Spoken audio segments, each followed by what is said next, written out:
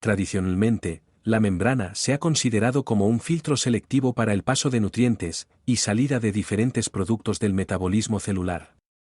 Sin embargo, tiene otras funciones importantes más dinámicas, como el reconocimiento de señales y tipos celulares, que hacen que la maquinaria celular responda de diferentes formas.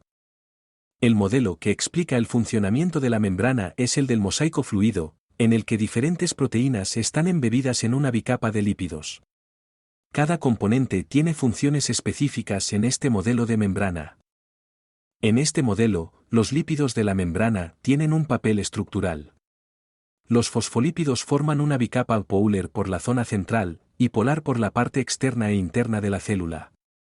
Destaca el colesterol para regular la fluidez de la membrana, ya que a altas temperaturas, disipa el calor en sus anillos, e impide que la membrana se haga demasiado fluida. A bajas temperaturas, las colas del colesterol actúan a modo de cuña, impidiendo la cristalización de la membrana. Las proteínas de la membrana tienen un papel más dinámico, en el sentido de mediar gran parte del transporte y reconocimiento de diferentes moléculas, como por ejemplo las hormonas.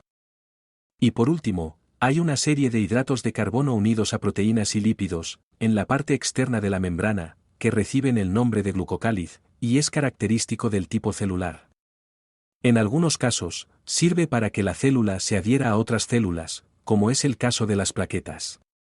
Mientras que en otros casos, sirve para reconocer las propias células y diferenciarlas de las extrañas para proteger contra la infección.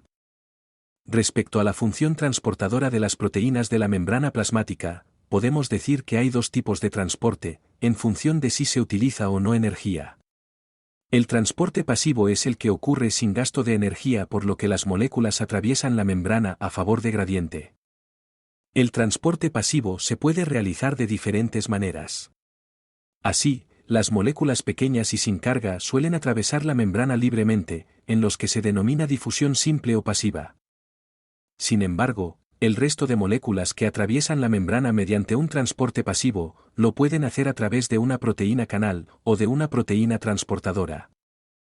La proteína canal es una proteína transmembrana, que forma un poro acuoso o canal a través de la membrana.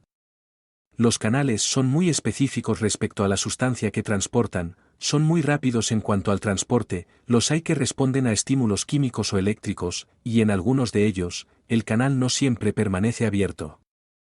Las proteínas transportadoras pasivas, como la permeasa de la glucosa, también son transmembrana, pero no forman un canal, sino que en presencia del soluto a transportar, cuando se unen a él, cambian de conformación, y dejan expuesto al soluto en el lado contrario de la membrana del que lo captaron. En el transporte activo, es necesaria energía para que las moléculas atraviesen la membrana en contra de gradiente. Si se utiliza energía primaria como el ATP, se trata de transporte primario, mientras que si se utiliza la energía secundaria del gradiente de otra sustancia, hablamos de transporte secundario. Atendiendo al número de solutos transportados, podemos diferenciar entre uniporte, si solo se transporta una molécula, y CO-transporte si se transportan dos moléculas. El CO-transporte es uniporte si las dos moléculas atraviesan la membrana en el mismo sentido, y antiporte si lo hacen en sentido contrario. El transporte pasivo siempre es uniporte, mientras que el activo primario puede ser uniporte o CO-transporte, y el activo secundario siempre en CO-transporte. La sodio-potasio ATPasa es un ejemplo de transportador activo primario antiporte. Es una importante bomba que genera un gradiente electroquímico. Genera un gradiente de sodio en el exterior de las células, que puede ser utilizado por transportadores secundarios, y además, genera una diferencia de carga entre el exterior e interior de la membrana, que es fundamental para el impulso nervioso. El CO-transportador sodio-glucosa de las células epiteliales del intestino es un ejemplo de transporte activo secundario. Otra función especial y muy importante diferente al transporte es la de las membranas transductoras de energía. Es el caso la membrana mitocondria interna. Para cumplir su función, estas membranas deben ser impermeables a los protones. Deben tener asociadas una serie de proteínas, en las que se producen una serie de reacciones de oxidorreducción, y la energía resultante del flujo de electrones debe utilizarse para generar un gradiente de protones. Las URLs de las imágenes utilizadas se muestran a continuación.